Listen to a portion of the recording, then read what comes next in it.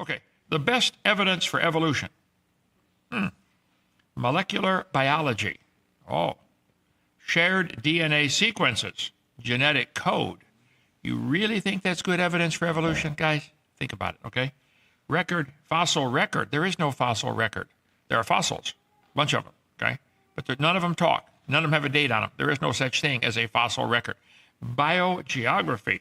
Wow, we can tell by where the animals live that they evolved from something. This is what they're saying.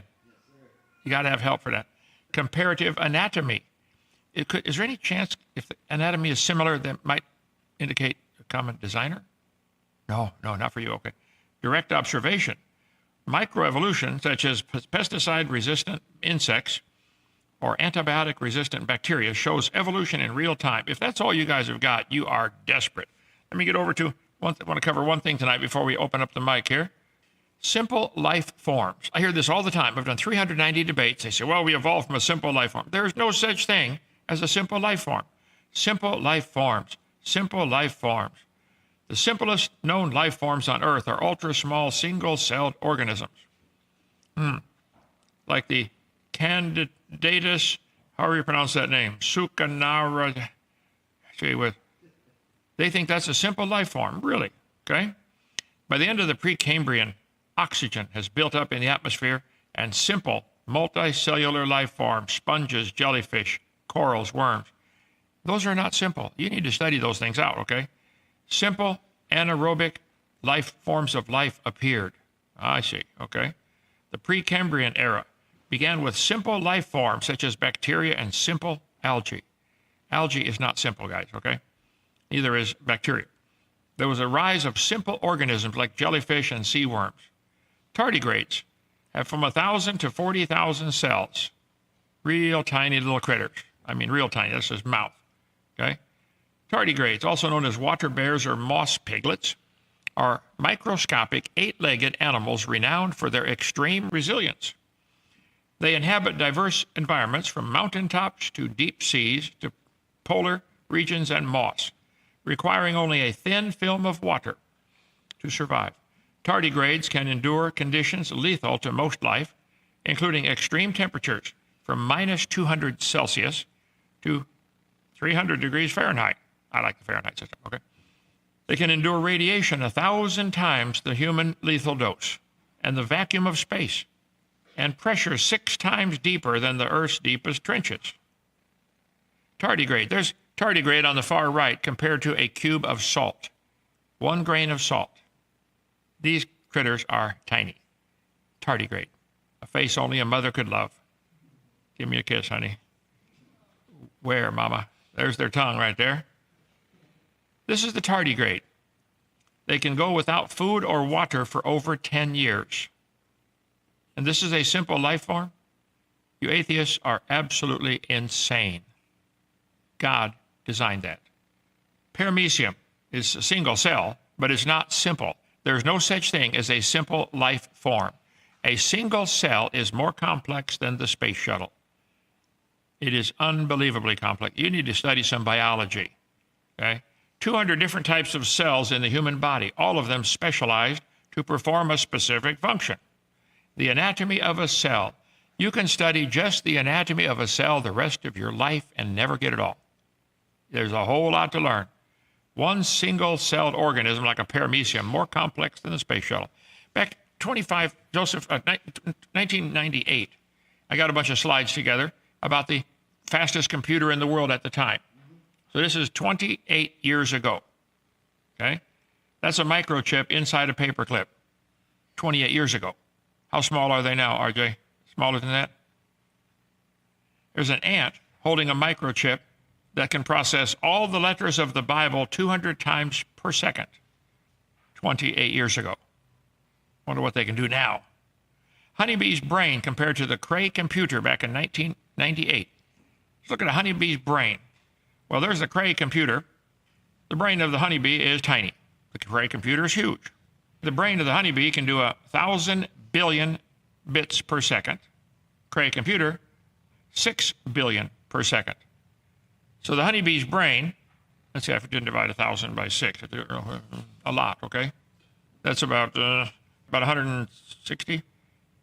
times faster.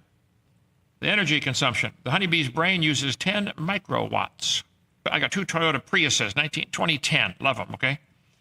The best overall gas mileage for all vehicles, the 2025 Toyota Prius remains a top choice. 57 miles per gallon in the city, 56 on the highway. I like that. License plate, Dr. Dino, so we put the WWO. Never mind, okay. This white one, both of them are 2010. This one has 342,000 miles on it and gets 50 miles to the gallon. That's pretty efficient. But a honeybee can fly 1,000,000 miles on a gallon of honey. That's pretty good.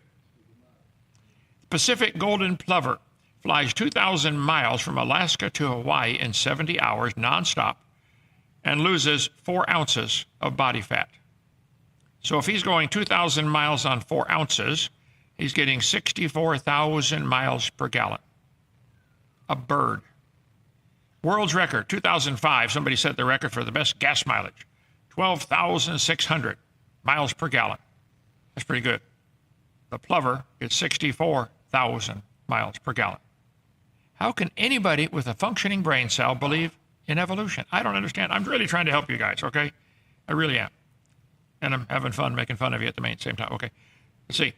The cost of a honeybee's brain, pretty cheap. You splat them on your windshield all the time.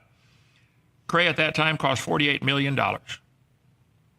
Honeybees, no maintenance. Nobody takes care of it, okay?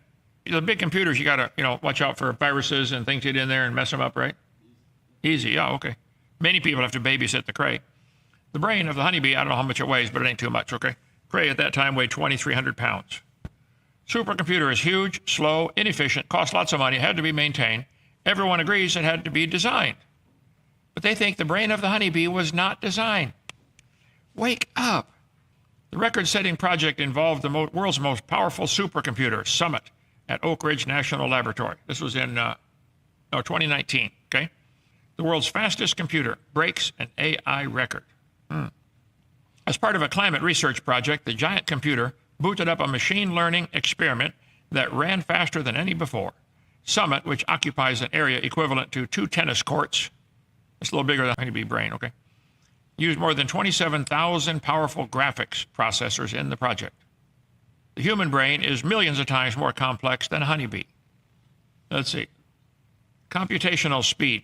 Up at the upper right-hand corner, the elephant, the whale, and the human have computational speed way above any computer. And memory and capacity. The human brain, the elephant, and the whale have a brain can hold more than all the British Library or Oxford English Dictionary. Folks, it's designed. Admit it.